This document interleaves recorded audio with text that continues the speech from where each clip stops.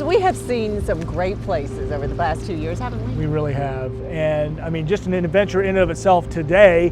I mean, thanks to the folks at Freedom Boat Club for letting us use the Tiki Bar boat. One of a kind. And then the Lewis and Clark adventure in and of itself. And we've got so many more for you. Here's to more adventures, Lou. Here's to more adventures, Clark. Bye-bye.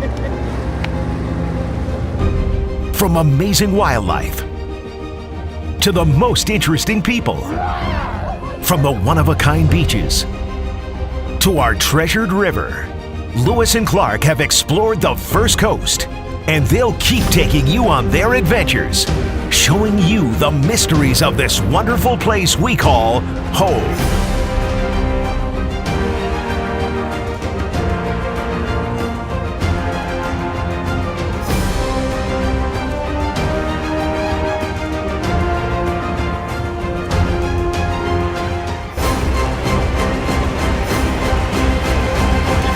What happened?